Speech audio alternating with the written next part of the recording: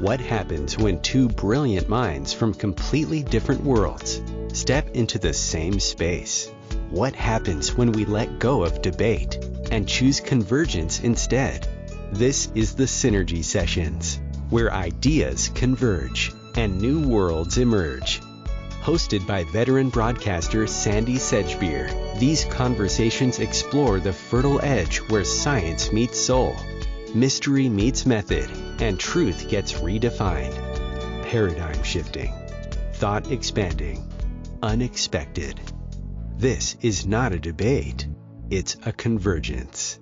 The Synergy Sessions, where ideas converge, new worlds emerge. Hello. What if your voice wasn't just a tool for speaking, but a key to remembering who you truly are? With me today are two remarkable guests who've dedicated their lives to decoding the mysteries of voice, sound, and soul resonance. Arnie Williams is a pioneering sound therapist, sacred music composer, author, and vocal analyst whose groundbreaking work reveals how the human voice can diagnose imbalances and activate deep healing. Her musical and metaphysical journeys through sacred sites like Abydos and Dendera have led her to map ancient musical scales encoded in temple architecture. Stewart Pearce is an internationally renowned voice alchemist, author, spiritual teacher, and former master of voice at Shakespeare's Globe Theatre.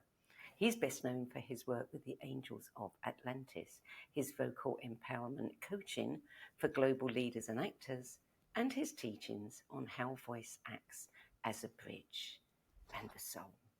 Together, we will explore how sound technologies, both ancient and modern, are reshaping our consciousness, our bodies, and possibly the future of humanity, from Egypt's singing temples and angelic frequencies to the idea of junk DNA as a dormant cosmic archive.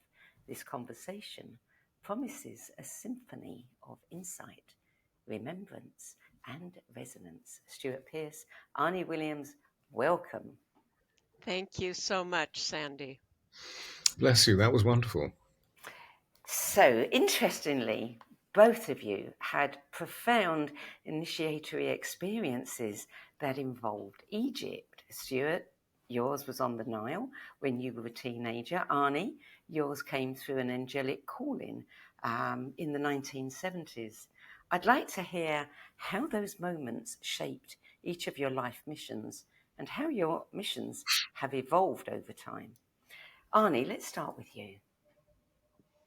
Well, you mentioned the angelic visit. It was quite interesting because at the time I was a young mother and starting gardening projects with the community in Arizona where I was living.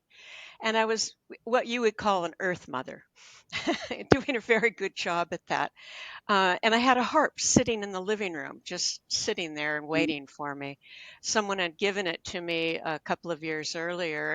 And so I got a very strong visitation from an angelic family that said I had forgotten why I came to the planet and that I needed to do my music and that my job was all about harmony, bringing harmony to the planet.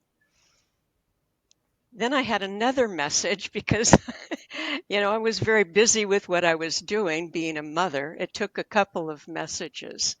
But I did start playing the harp, and I had a few lessons in the beginning. I went to the university and found a teacher, but basically self-taught.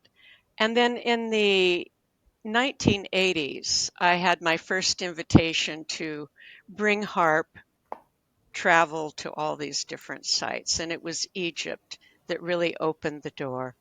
In the Temple of Abydos specifically, where I was singing and plucking the harp strings one by one and hearing the resonant response in the temple. And I had a very impactful moment, an aha moment, when I realized that the temple came alive with sound and that certain sounds resonated larger, and I couldn't believe it. I'd never had an experience like that before, and so that set me off on many research projects on the acoustics in the temples. Stewart, tell us about yours. So it started when I was, as you said, a teenager. I was 15, 16, and by default, I was actually in Egypt with my dad on a bonding exercise because he and I had a challenging experience with one another. And we were in Cairo mostly, but actually towards the end of the week or the period of time that we were there, we bumped into a great friend of his who just happened to be a French count and was an esotericist who was steeped in Egyptology. So there we were having breakfast, I think the penultimate day before leaving, and Jacques said to my father rather, when does Stewart need to go back to school? I was a schoolboy. I was 15, 16. And my father said, when do you have to go back to school? And I said, well, not for another week. And so Jacques said, well, Joe, my father's name, why don't you give Stewart to me and I'll show him the sights, because it's been a very busy cosmopolitan experience over the last week where you've just been with your friends, several people at Cairo University. So we went all the way to, my father left the following day. We got on a plane and flew down to Aswan and started going through the 8 nodes, the 8 principal temples that are based on earth sites or nodes. And in each one, I spontaneously started humming and chanting, just and as Annie said with her experience in Abydos, because obviously Abydos was one of these experiences, the whole place rang. Not only did it ring with a harmonic, rather with the pitch that I was uttering, it produced harmonics. And I see sound. This is something that I've had since childhood. I'm a synesthetic. So, for example, as a very young child, I found it very difficult to read because they were teaching us through a staccato method, the cat sat on the mat. And there is nothing staccato about me. Everything is about flow. Everything is about legato. And so I do remember being aware of words as a young child, 10, 11, 12, after a period of self-mutism. I spent 2 years silent, and my brother, who's a year older, code broke for me, where I began to see sound. And then my mother had the ingenious notion that when I came back into speech, because I was going around everywhere humming, and she said, I think you need to go into a church choir. So I was put into a church choir, and that's where I learned to read. I learned to read through song and not through speech. So being in Egypt, it was extraordinary to experience all of these crystalline rainbow lights that were being produced. And I realized that each temple had its own note. And what I was doing is tuning into its signature sound. And as a result of that, I then began to see, because I was switched into seeing spirit, even at that time, I began to see the priest and the priestesses stepping forward to yield to me, to welcome to me. That's how it all began. Oh, and then I mustn't forget Abydos, because Abydos is in our spiritual heart, and we know it's the spiritual heart of Egypt. In Abydos, which was built by Seti I, the father of Ramses II, and it was a priestly temple. It's where the priests were trained. The other great priestly center was way down at Edfu, the temple of Horus. And there, again, the priest came forward. But on this occasion, I heard a sound that was rather like a thunderclap in the temple. It seemed that nobody else heard it. And I heard a deep voice inside me of Thoth or Thoth saying, I will be your master, and I will program everything in your destiny to bring forth the great riches that you were part of with me in former lives, in simplicity, in brevity. That's what happened. Wow. Both of you have, shared powerful connections with these archetypal beings. You just mentioned Thoth, Sekhmet, Imhotep. What do these intelligences represent to you today as we are going through this massive global awakening. Arnie, let's start with you. Yeah.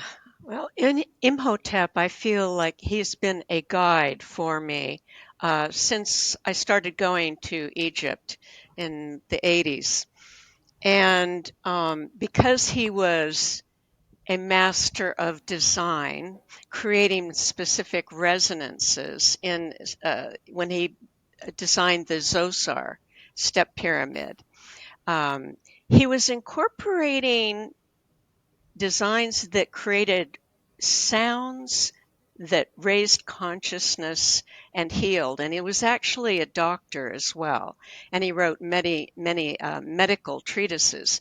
So that really kicked off my journey into the medicine of music and really finding what sounds help people more. And in the 90s, I was in the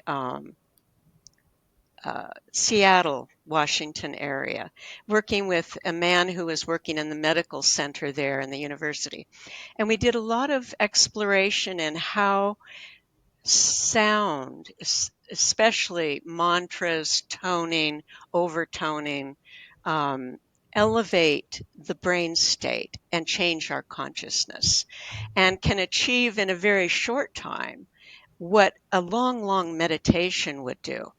And then how light is created as well from certain acoustics. It can create electricity. So we did a lot of research there, and then I went back to Egypt to do more research with a colleague, Antoine Sarand, and finding the temple acoustic scales unique to each temple that were set up to be like the signature song of that temple.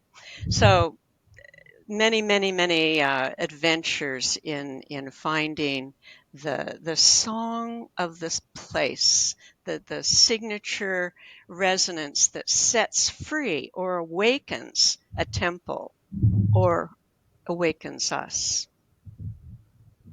Stuart, what about, Amazing. have you got relationships with other beings beyond Thoth? Oh gosh, yes, because when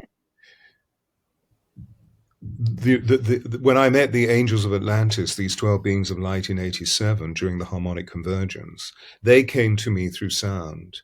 I was, with my eyes closed, meditating on Glastonbury Hill, the sacred hill, because I was working in a store giving people readings, because a friend of mine who had this crystal source said, "Come, Stu, come," because the world and his wife are going to arrive in Glastonbury, the heart chakra of the world, for this unique event, which of course, as far as the Mayan people's concerned, the perspective was that 144,000 rainbow light warriors were going to be revealed. So there I was sitting and meditating, and I heard these extraordinary harmonics, and immediately light started to play through my inner vision because my eyes were closed. And I opened my eyes, and the light transposed itself through 12 rays, and the rays led to 12 orbs of light. And I heard another voice deep inside me that I remember from my childhood, which I recognized was Archangel Michael. I was surrounded by Michael, Gabriel as a child, and they protected me all the time because also I was seeing dead people. I was brought up in very historic buildings that had been royal buildings, one of which had been there since the 14th century. And there were many dead people walking around. So Michael and Gabriel were always there as it were, what I would now call energetic buffers to create boundaries. So this voice said, "We are the Angels of Atlantis, and we're going to give you a temple of sound healing called The Alchemy of Voice," which is the first book that you and I met through, Sandie. And a beam of light shot through my body, a silver white light shot through my body. I thought I was having a heart attack, but it was evidently a huge energetic upgrade. So it needed to affect my entire neurology. So, I didn't freak out. I sat, detached, felt stillness, and observed this experience. I calmed down, and automatically life became completely different. completely different. And I was like a lovesick teenager. I thought this was one of the most amazing experiences. So in other words, what I wanted to do was to step forward and start teaching. And I heard again Michael say, "You will not. We're going to spend 20 years preparing you." Wow.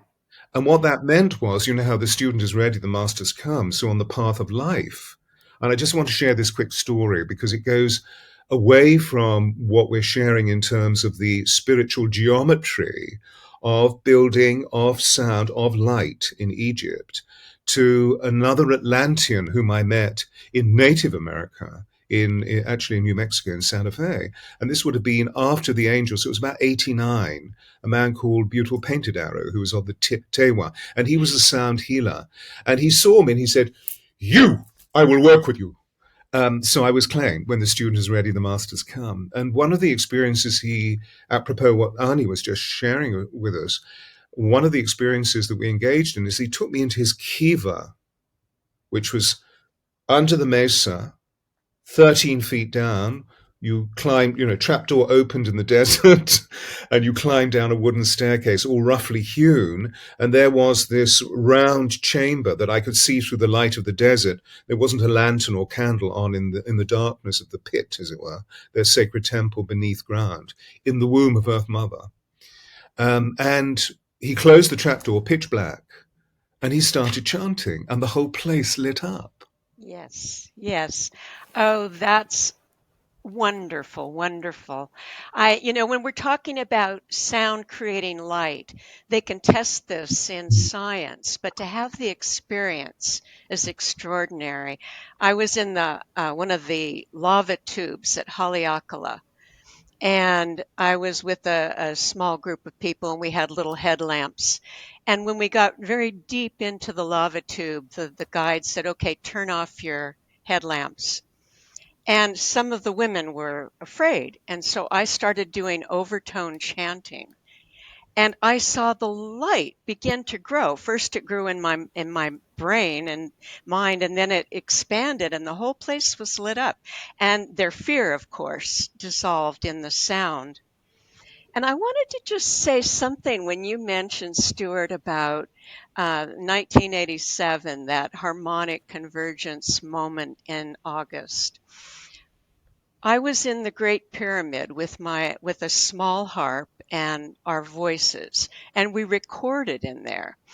And I was seeing the sound and the energy going up through the pyramid and out. And you talked about being on the tour, which is like a pyramid shape.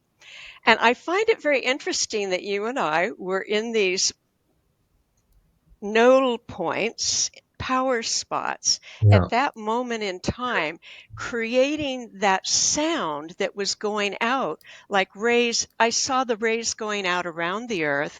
And it's interesting because that was the birthday of Matthias. Yes, indeed. So we were in our power places. Everybody, if you've told me who's potatoes. Maybe you can describe, because I know you have a good connection. Yeah. The spiritual wunderkind of today, who remembers many, many, many, many, many, many, many, many past lives in Atlantis and also in Egypt.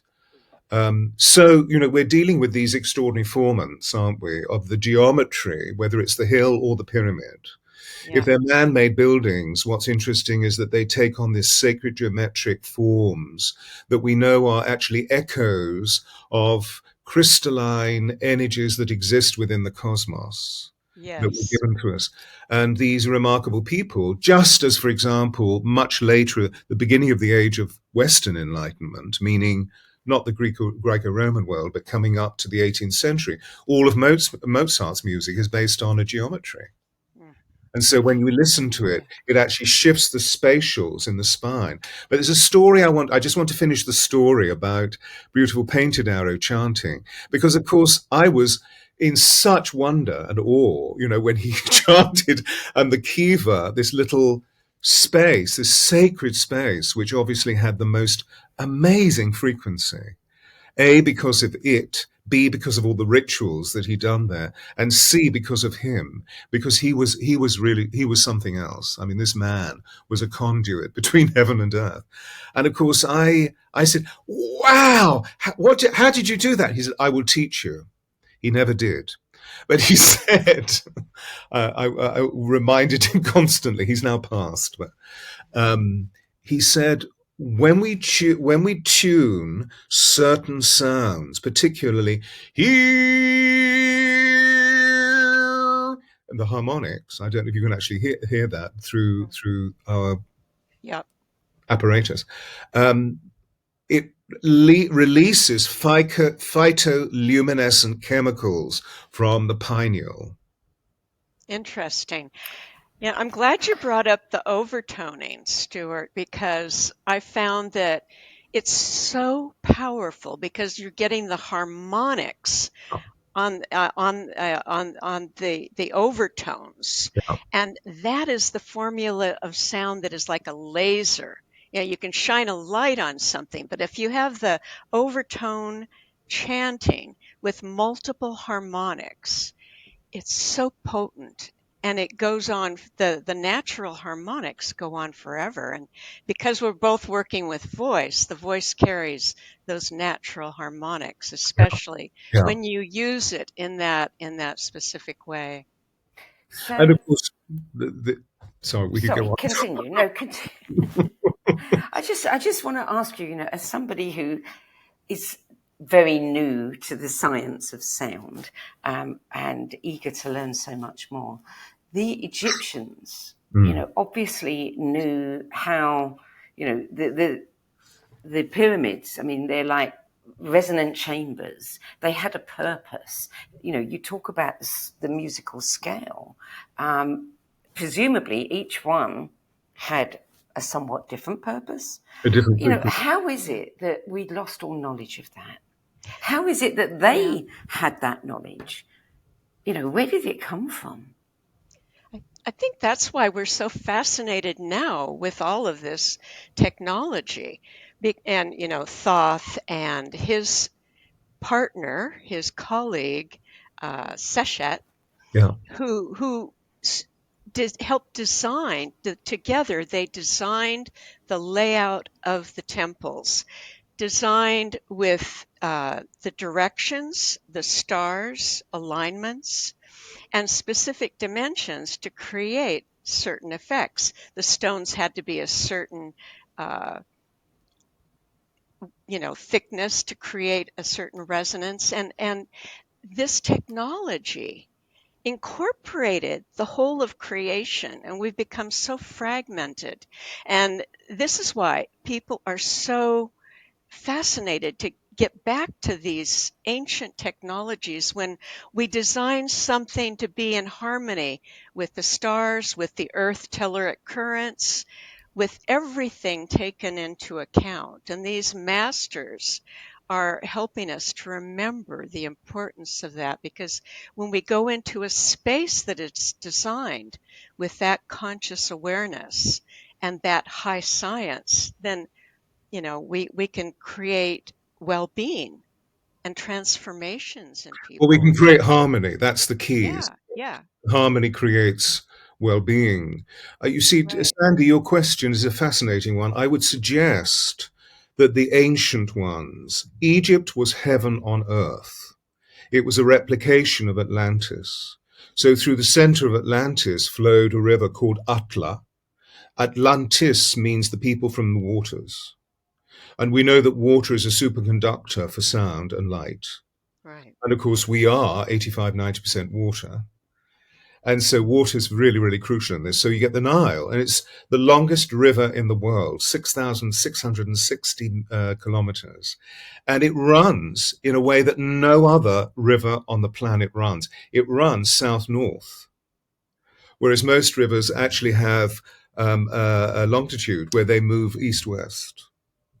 So it's being drawn magnetically, and all of the principal temples are along the Nile. They're literally there in the nodes. However, so the ancient ones knew the power of this. And I believe around the time that we know as Moses from the Judaistic belief system and the development of Kabbalah, which obviously existed way before, but we began to see it being in orthodoxy during Moses' time, that the male ego stepped forward in the world. We see this through Ramses II, who sired 169 children or something. I mean, a couple's enough, please, but, and he had many, many wives because they practiced that form of polyamorous process. Which was not to do with, I feel, base sexuality. It was actually, again, to do with the unition of two people coming together and tuning certain frequencies, do you see? So there was a higher purpose to it in the intelligence of these beings. However, when it got to that point, it was realized that sound is an immensely powerful energy. And so the temples were switched down. The priests the priests were mighty magi.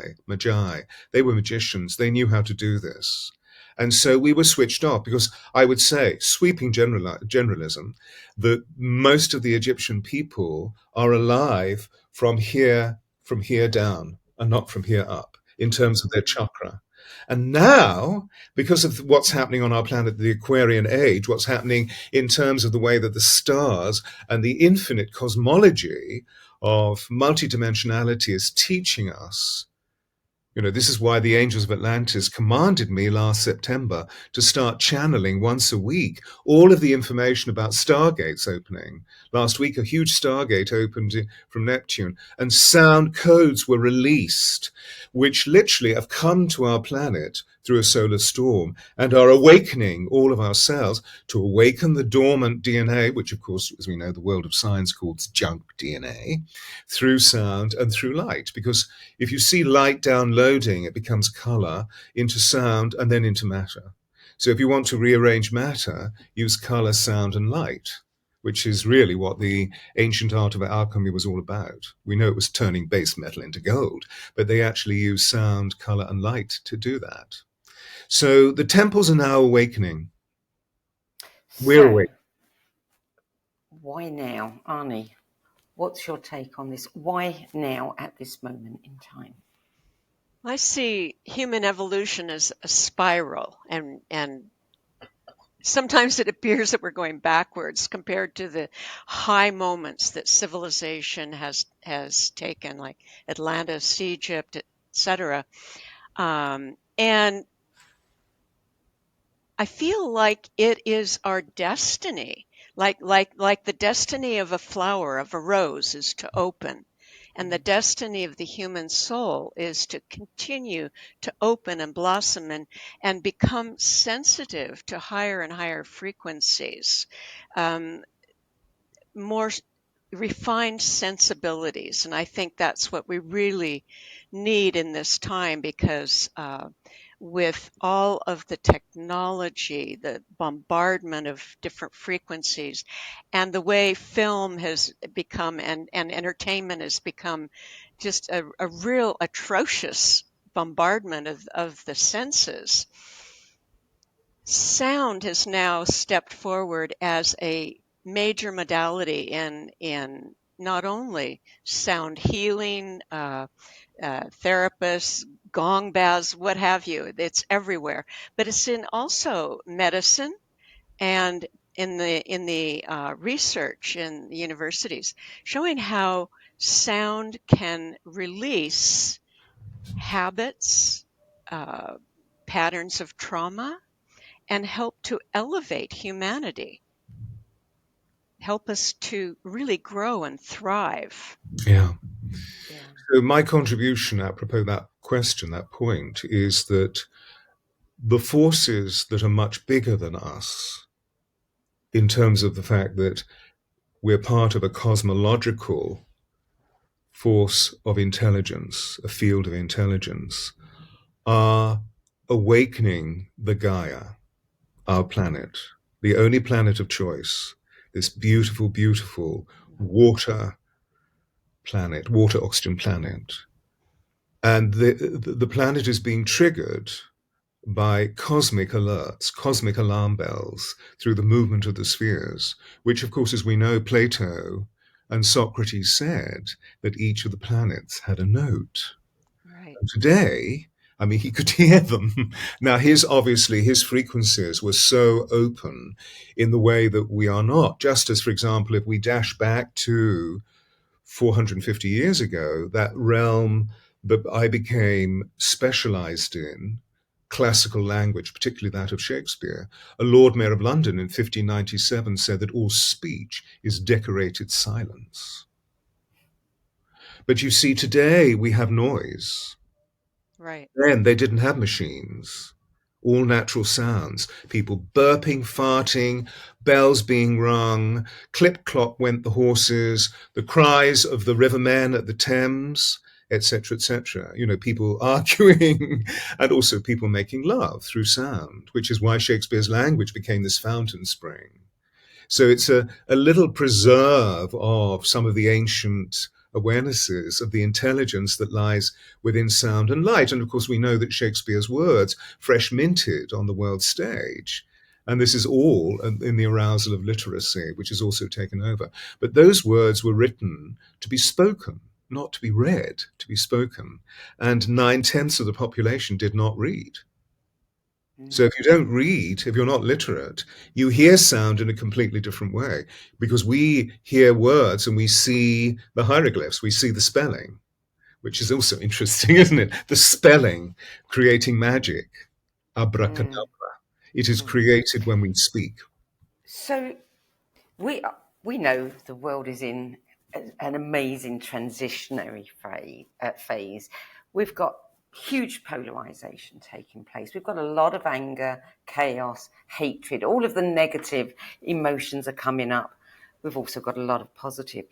Is all this information about sound, which I think is a key to resolving some of this, is it bringing forth the knowledge, or is it the other way around, that the powers that be are introducing, giving us the opportunity to reclaim this knowledge, and as a result of that, there's a lot of resistance taking place, which is causing, which comes first, the chicken or the egg? Annie, what do you feel? I go Is that a silly question? not in the slightest. Sound is the creative force. Sound, in almost every culture that you look at, including the Bible, sound creates everything in matter and in energy. So I think that this consciousness of what sound is and what it can do in not only liberating people and bringing well-being, but creating a new world, creating a new earth. When we have harmonious music, harmonious sound, and people in harmony because they know what their keynote is. They know they're like your work, Stewart, the magnetic body, and in mine, finding the signature sound that liberates. With each person that awakens and comes home to themselves, and when they have that authenticity, they have their sound, they radiate a different energy, a harmonious field, an integrated field. So every single person and every single group that comes online with that harmony is going to change the whole because of the interrelated nature of all creation. Everything affects everything else. So even one person opening to their authenticity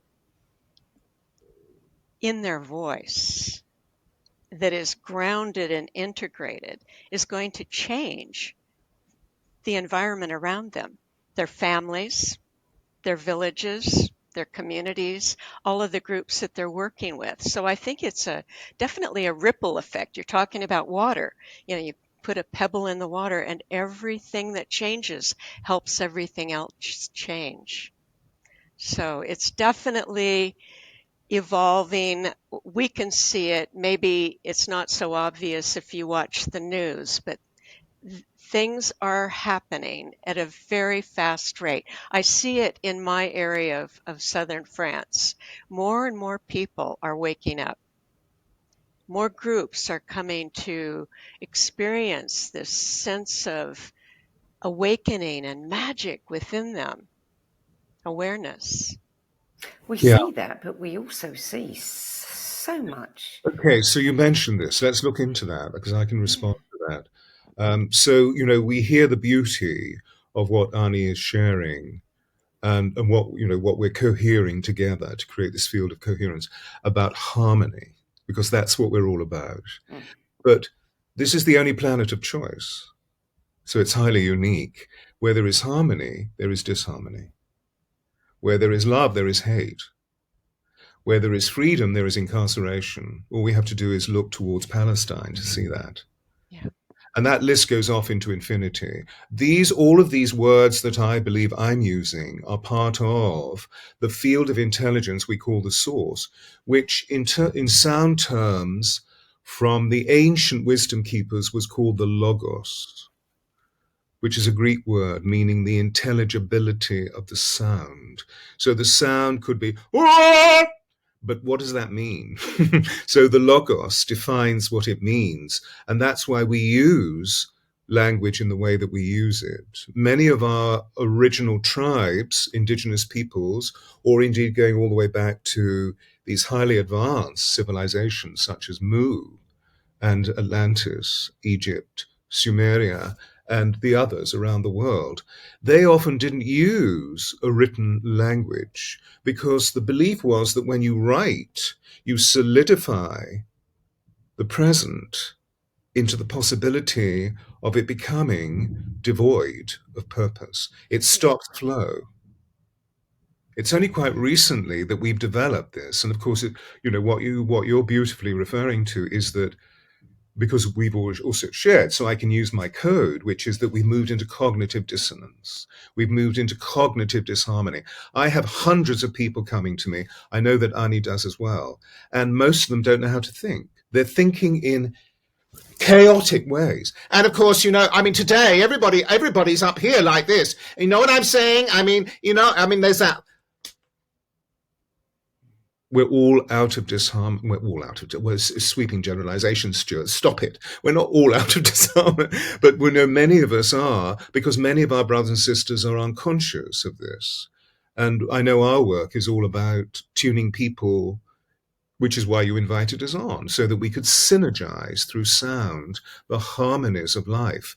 And of course, as we place them, we can feel the enthusiasm and the excitement and the love that comes from both of us about the wonders that we've discovered through the magic of sound, which many people don't know. My PA is in a rock band. And he said, why don't you come to one of the gigs? And I said, well, darling, I just don't think it's really me. I would much rather listen to Mozart because it balances me.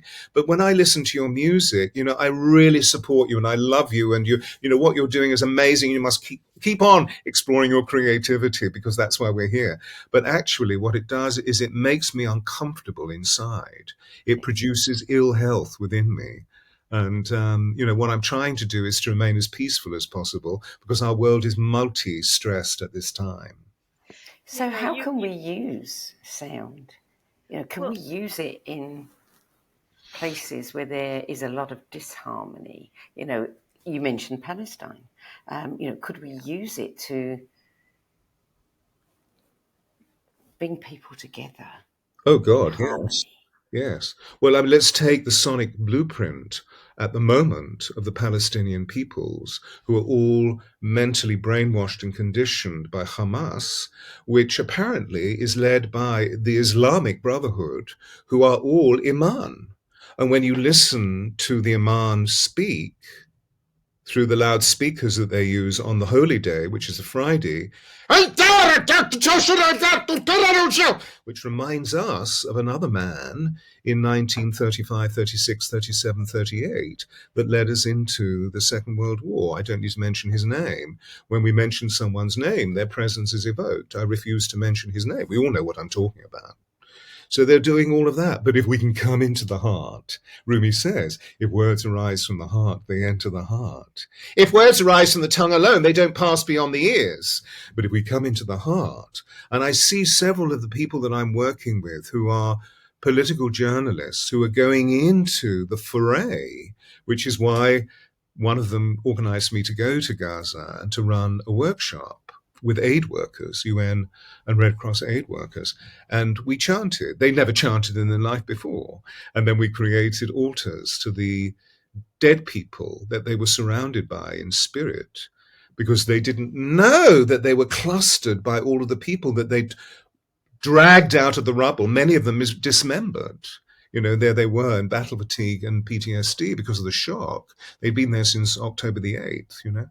So by doing this, suddenly all of the ill health, most of them were terminally constipated, because when we're in those situations, we produce so much hyperadrenalization that it literally solidifies. We can't release ourselves. We can't eliminate. We have to keep holding on because of the fear, even though they're brave warriors, you know, and they can go into combat, etc., etc. The point is that now, through chanting, they're all pooing. So, Stewart, when you brought up the polarization, it was a really good point, because I think we can talk about becoming harmonious, but some of my most powerful work over the years has been taking the sound into the dark places, into hospice centers in Poland, into this most high security prisons in Mexico City, the most moving experiences were working with those people, or in the children's hospitals, prisons, in different places. They were the most powerful experiences I've ever had. So taking the sound and the chanting, the songs, the music into the darkest places is, I think, something that we both do, and something that is important. We can't divorce ourselves from compassion, and none of us are free until we're free. All of us. I completely concur, and that's why, for example, when I was at Shakespeare's Globe, we had great connections with the community, and the building itself is on the south side of the river, which for the last 350 years was known as the industrial area of the inner city area. So there's a lot of really challenge in terms of socioeconomic demography. And there's a prison there called Brixton Prison, which is not a maximum security prison, but it's there for petty crime, whether it's theft or embezzlement or prostitution, drugs, blah, blah, blah. And the governor was one of the most liberal men that I'd met. So I met whilst I was in residence at the Globe. And so I would regularly go in, girding up my loins into this old Victorian building, which was full of dis-ease and dissonance, and running workshops with these extraordinary, it's an all-male prison, so men, and these big guys, some of them Afro-Caribbean, as we call it here, they would get up and there would be tears streaming down their faces saying, "Oh my God, what did you just do to me? I can feel myself with God." And would fall into these big men would fall into my arms, and and they would weep. It was extraordinary. And I remember the governor came by one day and said, "What are you doing? This is extraordinary. Would you do it in Broadmoor, which is a maximum security?" And I said, "No, that's something else." However, so I totally take your point. When we're being called, aren't we, as beacons of light? We're being called, and it requires a certain amount of sacred warriorship to do this. We have to be really defined in ourselves, so that we don't go into the situations with sentimentality, and we don't go into the situation with pride. "Oh, look, I'm being invited. Right. ego. We have to go in total humility, because the dark one stalks. And as soon as we start, it says in the Course in Miracles that the ego is suspicious at worst and vicious. Sorry, suspicious at least and vicious at worst, that we're grabbed. Except, as we saw, for example, with Master Yeshua, this is an interesting story because we have the power of sound again.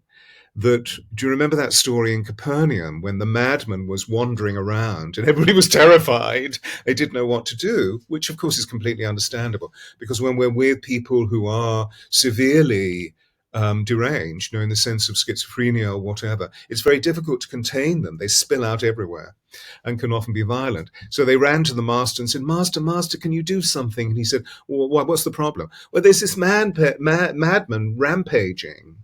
And the master went up to him and said, who are you?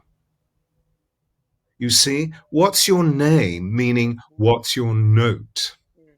And the man said, my name is Legion, for we are many. And in that moment, the master, who was a magi, knew how to disperse all of the demons, the entities that were sucked into this poor man. And it says in the Gospels that they went into a herd of swine, and the herd of swine, because the pigs were considered to be, in Judaism, were considered to be poor animals, lowly animals, which is why in anti-Semitic behavior, Jews are often referred to as being pigs. And so the pigs then, the notes, the entities were dissolved back into the darkness of creation. So, yeah, we're called forth to darkness. But at the same time, please, dear holy ones, So you talk give us about also areas of light that we can work in. you talk about being in your note. What does that mean practically? And how can we know when we're not in our note? Yeah, somebody asked me this the other day, and I said, what's it like when you fall in love? And they looked at me blankly. I said, oh, that was a long time ago, was it? We all know when we fall in love. When we fall in love, we know. We just know. We just know. We just know. We just know. Because we have this divine blueprint within us that we know these things, just as we knew when we were babies, when we were very young. We knew who was good and who was bad. So we know you feel somebody's harmony. But Do we Sandie, feel our own? Do we feel our own? I mean, I've been working with Arnie on the missing notes in my voice. And I've been doing it every day, and I have no idea whether it's making any difference.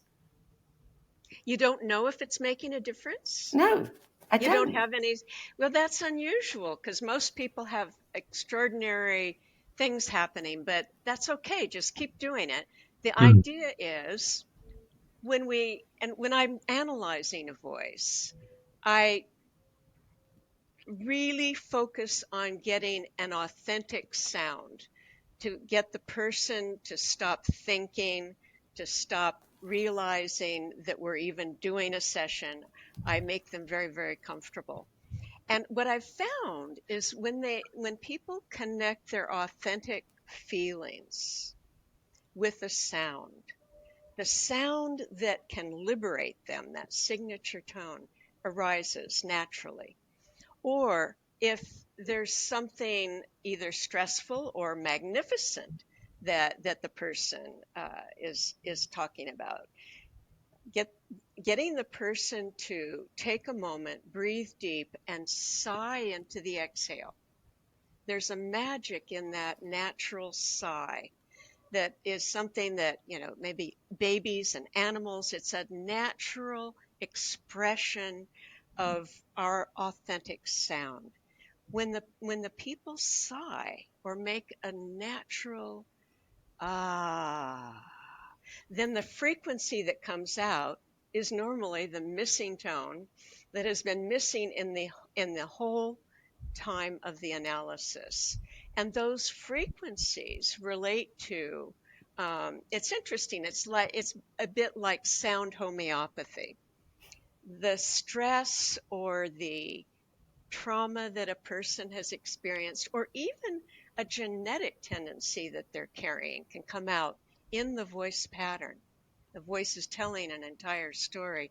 So when we get that sound that releases, normally people feel a tremendous relief, of coming home to the true self, like your experience in the prison. I had similar when they just broke down in tears, and for the first time in years they could feel, and they could feel themselves, their presence. So I think what we're doing is finding that authentic sound expression in each person that can set them free, help them do what they're here to do.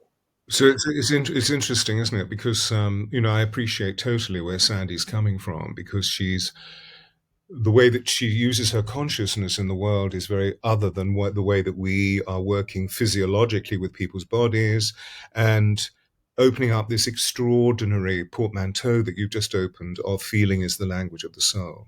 How does it feel? It feels really good. So let's explore that. Anyways, but I'll give you something to help you understand. One of the things, because obviously when I open up the statement, we each have a note, somebody says, well, what does that mean? Because we're coming, most of us have been conditioned, educated, and socialized into this doing of the intellect. So we want to quantify. For example, there's an extraordinary person in our community who created the power of intention. I don't need to mention names, you know who I'm talking about, and does extraordinary intention experiments all over the place, and heard about my work and wanted to know more about the note.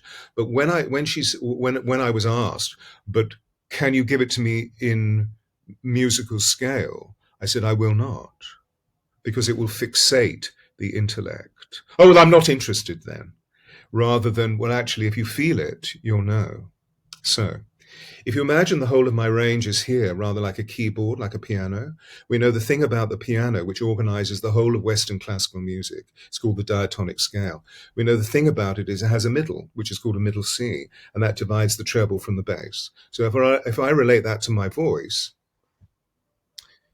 can you see me? I'm playing with my right hand up here in the treble. So if I play with my voice up here, that's what you get. Now, in a moment, if I carry on talking to you like this, you're going to say, Stewart, why are you shouting at me? Or are you okay? Because you feel a bit tense, and I can begin to feel the inner child coming up, because the inner child. If I go right down here like this and I carry on talking to you like this, two things are going to happen. One of two things. You're going to either fall asleep or you're going to be very worried about me. But if I'm playing with both, can you see? I'm playing with both hands. I suddenly land in the center of my range. How do I find that? Take the horizontal, this little screen, take the horizontal, make it vertical, and put it into your spine. And where's the middle? Your heart.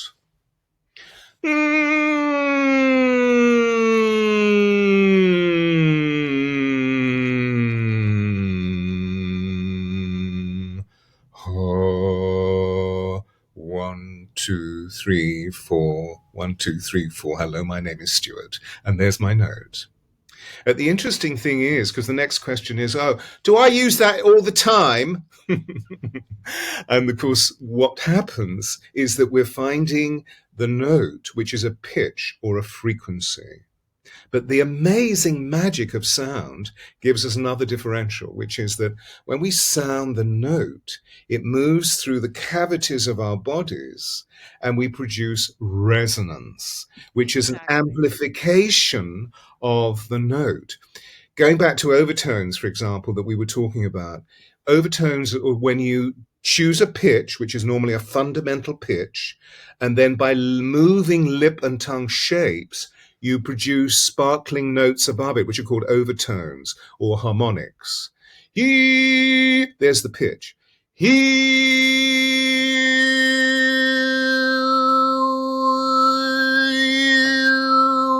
And you hear different notes out of the one note. It's magic. This is what creates the miracles that we're talking about. However, so there's a very relative, easy understanding of what we do in finding our note. What I do, just to add, to put a sort of frosting on the cake, what I do then with creators, with creative magicians, meaning actors, because right at the core of an actor's work is a truth of feeling statement. So we go deep into the authenticity of what they're feeling and how they can create form, in a sense, because if you're playing a serial murderer, you're literally creating within you all of the chemical imbalance of a serial murderer. So how do you actually manage yourself? And of course, within the industry, both here and in the States, I'm known as the man that everybody's sent to when they have out-of-body experiences. I'll go and see Stewart Pearce because he knows about all this stuff, For example, one of the beautiful, beautiful, beautiful people that I worked with some time ago in the revival of Jesus Christ Superstar was playing Jesus, who goes through all the motions, the Andrew Lloyd Webber musical that Jesus went through, including the crucifixion. So at the end of the show, he was found in his dressing room with his head in his hands, wanting to commit suicide, because he was so moved by it. He was sent to me, and I was able to take him through the processes of being able to order and manage those huge impulses that were being released, because he was a sensitive. He was feeling all those things. Does that make sense?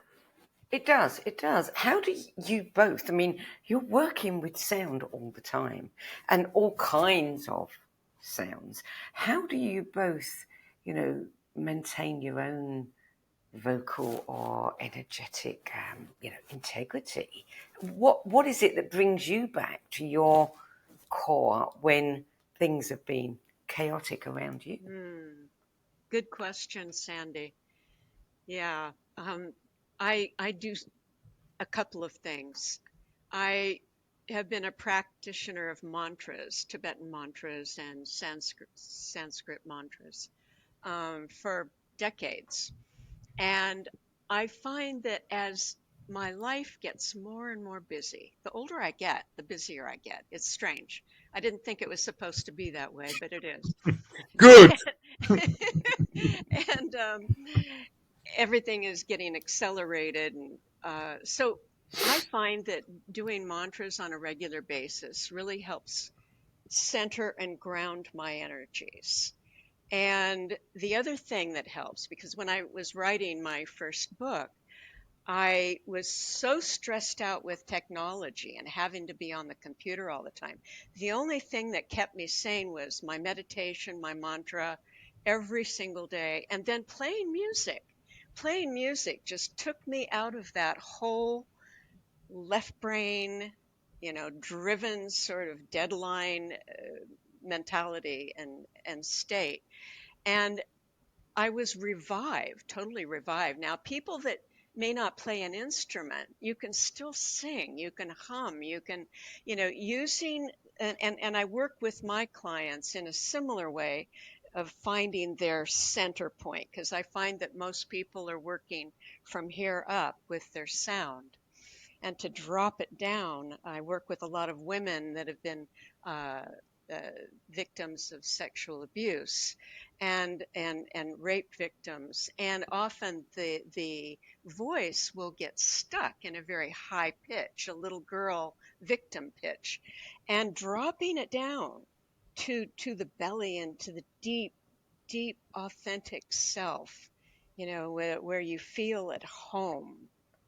That is part of that healing process, I believe, just dropping down, sinking down into our deeper selves, a comfort zone, whatever brings us that stability. How do you do that, Stewart?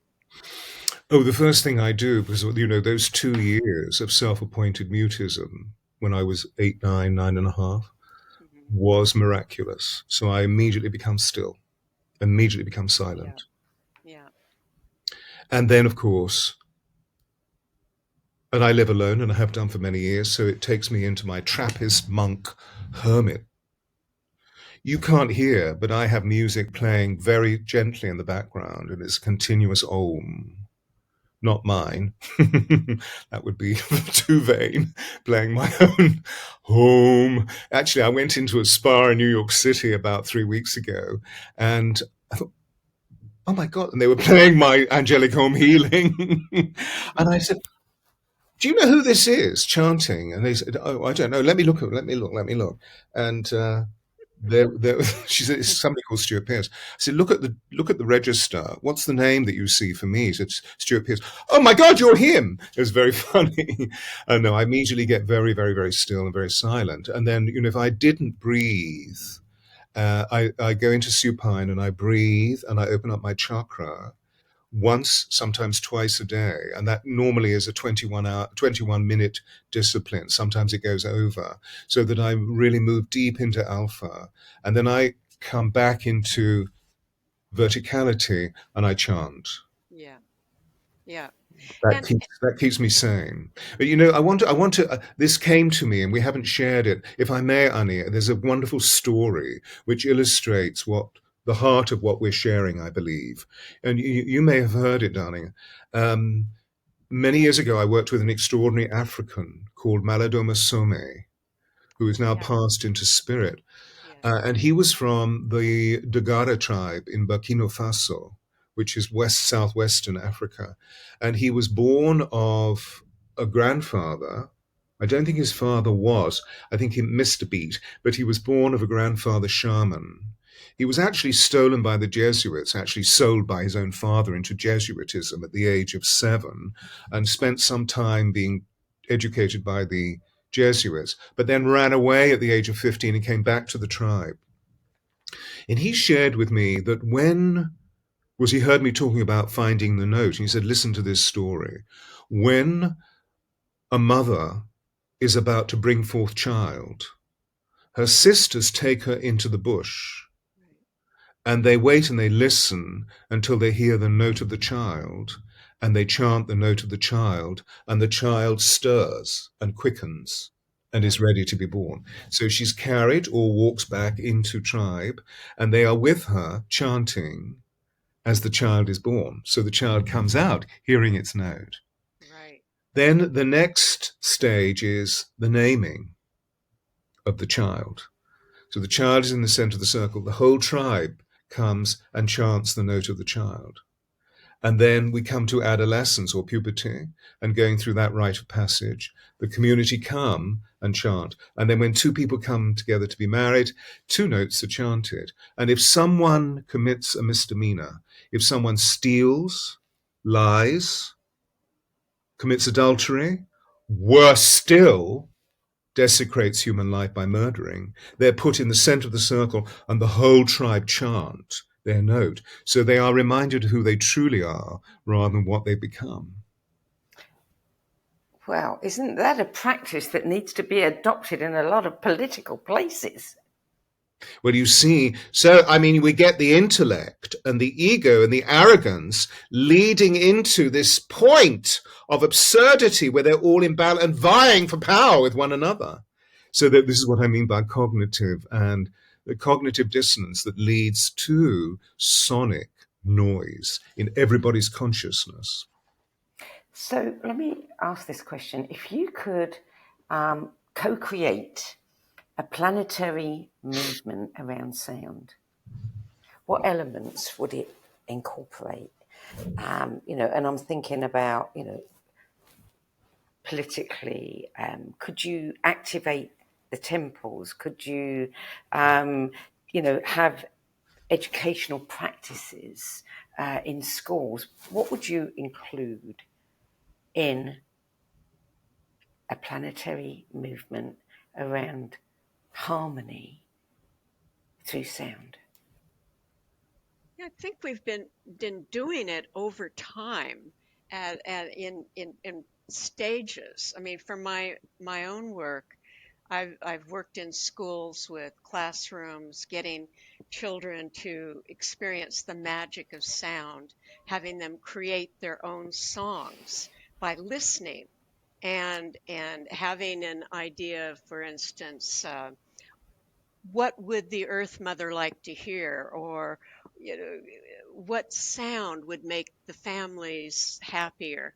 And these children miraculously created their new songs of healing. They were brilliant.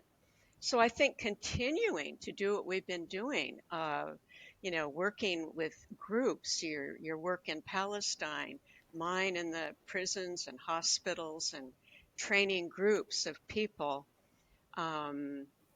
I think we are in that process, and a lot has changed already. Education is a huge part of it. The more we can have these programs that are available for people. I know we both have a lot of films, YouTubes out there teaching. Your programs, Sandie, are part of that process. You have some of the brilliant minds on the planet on your programs, and the more that these create the ripples and catch on.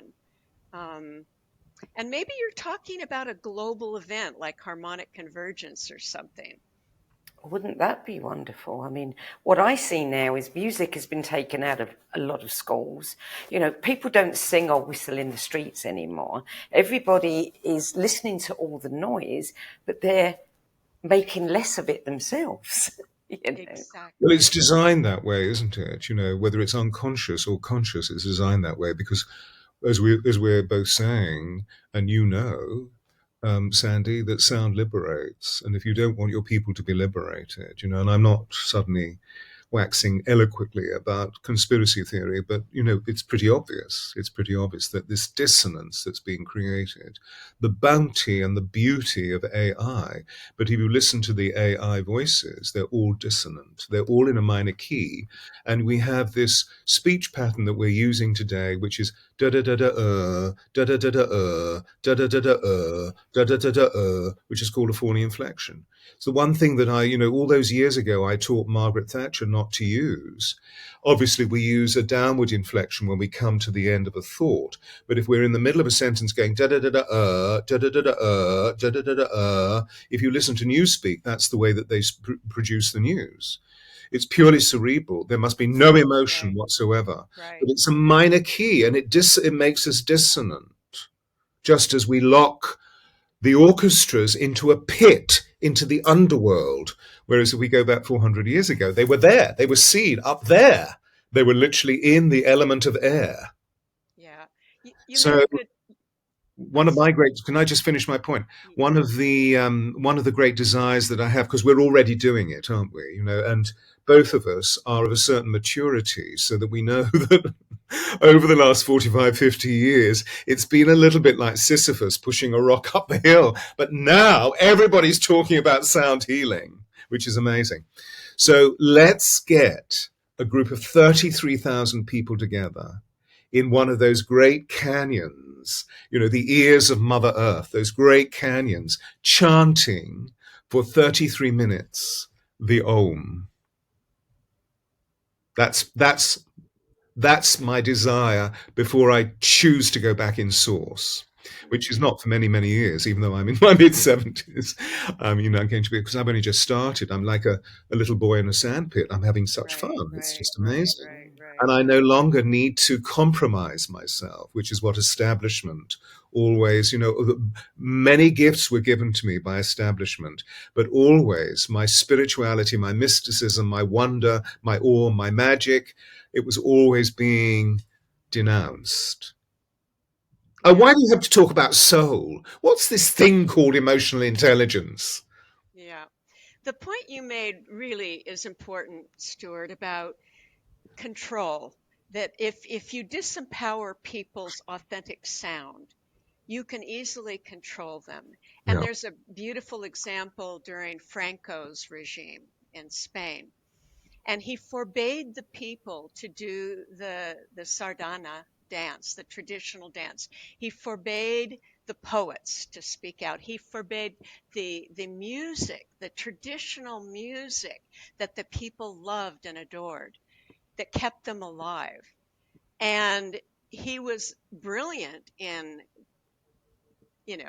preventing that or prohibiting that, because that's where the people are alive and in their power. So we have to get back to, short of meeting in a canyon, which would be amazing, 33,000 people or whatever, if each one of us is trusting our voices and humming in nature, humming around the house. I live alone too. I find myself automatically humming and singing through the day. And if this becomes a natural response, imagine what can happen if we're all doing that. And if people knew that it creates well-being, pumps up the immune system, tunes the brain, changes the DNA. We didn't even talk about that. But, every time we hum and just hum, simple little note, we're creating nitric oxide that feeds every part of our bodies, our brain, longevity, happiness, health. And the examples go on and on. We could talk forever, creating light in the body. We've seen it in the scientific laboratories, the light that is expanded, not only in the body, but in the energy field. So when we're humming, we get more energy to do what we've come here to accomplish. Yeah. So just simply getting that education out there, that if everyone was humming what they feel inside as an authentic tone, and expressing their joy or their sadness, whatever it is,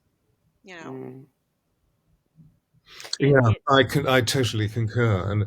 And my big desire is to get everybody out of their heads and into their bodies, because we know that the heart has an energy field 5,000 times greater than the human brain. Exactly. And that when we do this, we create empathic harmonies, we create empathic medicine. You put sound to that, you have a huge field, which is why, for example, on every high day or holiday, whether it's New Year's or International Women's Day or the Lionsgate Portal or St. Michael's Day or Yom Kippur, I always have a 33-minute global meditation that's completely free online for 33 minutes where we chant. I introduced the whole thing. We just did one on Wesak for Buddha's birthday. And hundreds, thousands of people come just to chant. There's an old joke about we spend the first 2 years of our children's lives teaching them to walk and talk, and the rest of their life saying, sit down and shut up. And I think... Exactly, Sandie. Yeah. We need to encourage the voices. Yeah. And so, there's an interesting point, isn't it? Because what's happening is that we're emotionally unintelligent about their boundless creativity, our little ones. And so, what we're really, mummy and dad, I'm not a mummy and daddy, but I've had many surrogate children, all of my students over the years who have eaten out of my palm as well as listened to my words of wisdom, all the young actors that have been through my hands. That we need to give them boundaries, but at the same time we need to allow them space whereby they can initiate their own boundaries. And with my father, I wasn't given that, because he was this war hero, disciplinarian who was frightened of the world because he was a self-made man and was just very frightened, even though he had an illustrious position in society. But my mother was a paragon of unconditional love, and she would always say, when I said, "But they've said this of me," because they, the people at school, for example, just didn't understand what I was all about, and the sum total of me, because it was the 50s, 60s, and I was gay, and nobody understood that, and blah blah blah blah blah blah blah. It's completely different now. But my mother would always say, they're not talking about you.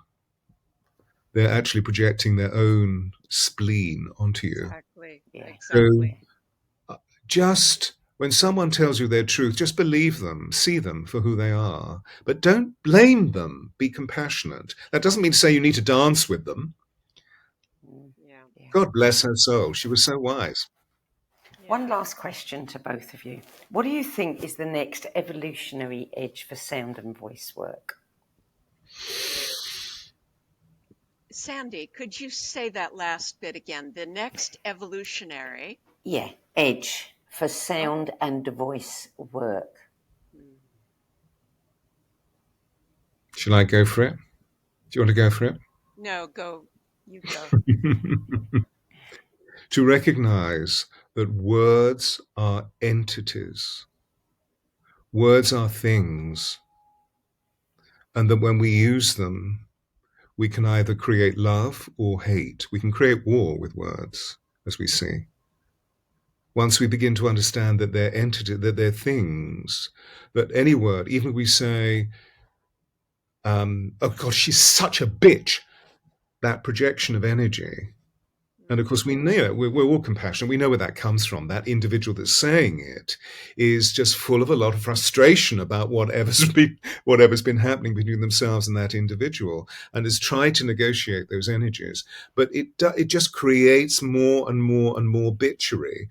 But if we become more diligent of that, it requires the next proposition of our evolutionary leap, which is to really consider that we're supernatural beings, that we're super beings. We no longer need, apparently, the kings and the queens to show us how to behave. We no longer need the sacred fathers within Christianity or indeed Judaism or I suppose Hinduism and Buddhism to show us. And what am I saying? It's all the way through the five major faiths to show us how to behave, because we were brought up on blind faith. And so they may have looked very nice doing their work, but then we realize, for example, in Roman Catholicism, that afterwards they were buggering the boys. Well, sorry, not on. And so if we can feel a way of being able to develop visionary faith about our own capacities, our own sovereignty, and be careful of the words that we use. You know, the other day I was listening to Maya Angelou, and she always makes me weep when I hear her speak. And she was saying this. It was an interview with Oprah in 2010. And she was saying, you know, words are really, really powerful. So in her own domain, whether it's the classroom, because she was a lecturer at that university in South Carolina, North Carolina, in one of the Carolinas, or in her home, because she was a great hostess, if anybody maligned anybody, she said, stop it. I will not have those words used in my house. But because of who she was, the great mother, so to speak, we listened. And she did it not through repudiation, not through confrontation. She did it through grace. But it was sharp and smiled. You are better than that. Honey, do you want to add something? I keep going back to what you said. You know, we are raised eventually to, you know, we're told to sit down, shut up. And I think that is really a key, because so many have been told not to speak out. I mean, this has been going on for thousands of years. You know, we can blame it on the church or the government or parents or whatever.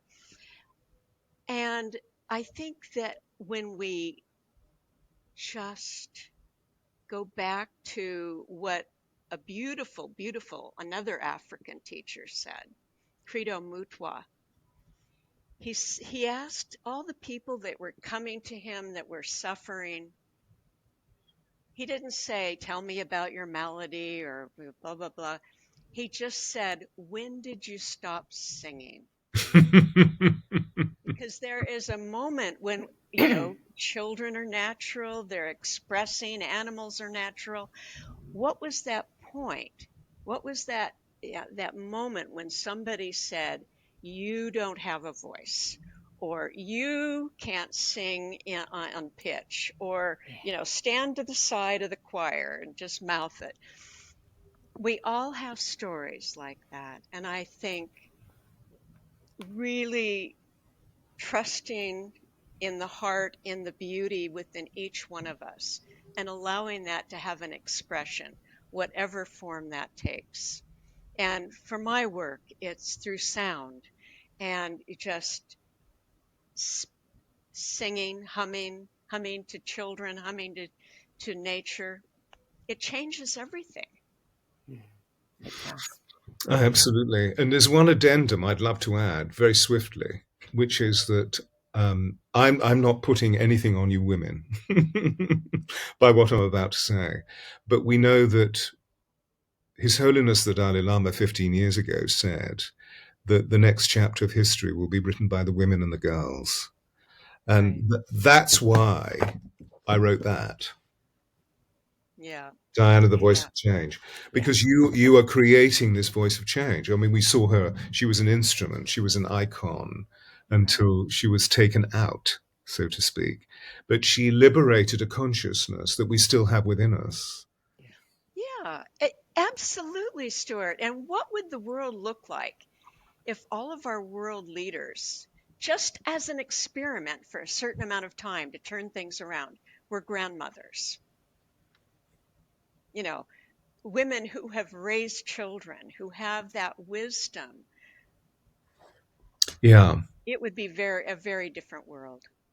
I was with Mary Robinson the other day, who was the president of the Irish Republic for a number of years and was celebrated. She was the first woman to be given that extraordinary honor.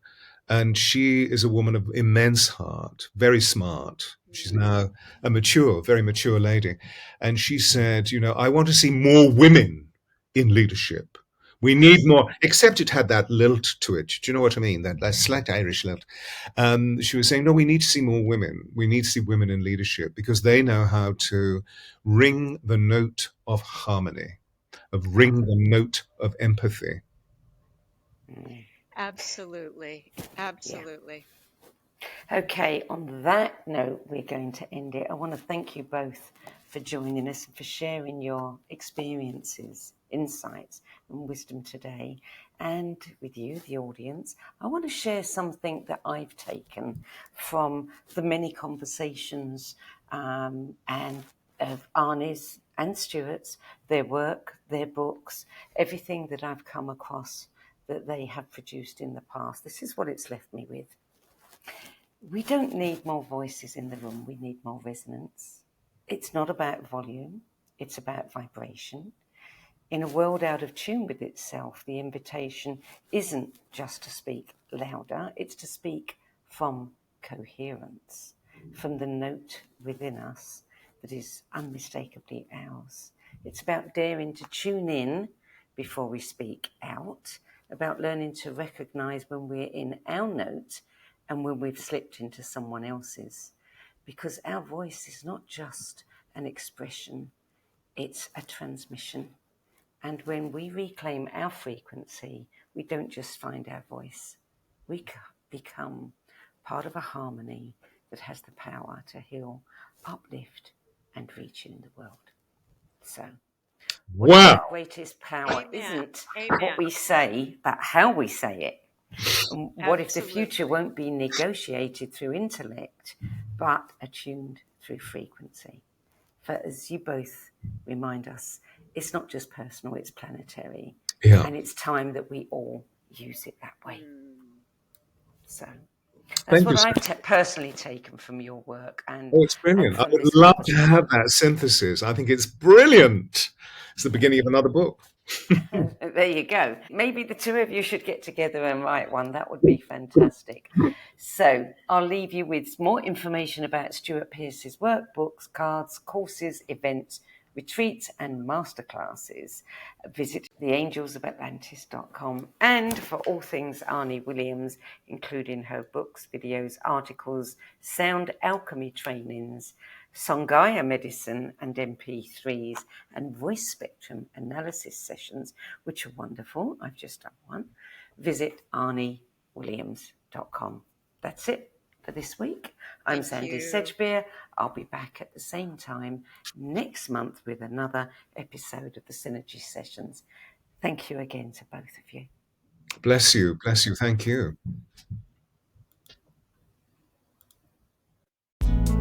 If today's conversation sparked your curiosity, you'll love our other shows, the Synergy Sessions, where leading-edge thinkers collide in bold, unscripted dialogues that ignite new possibilities.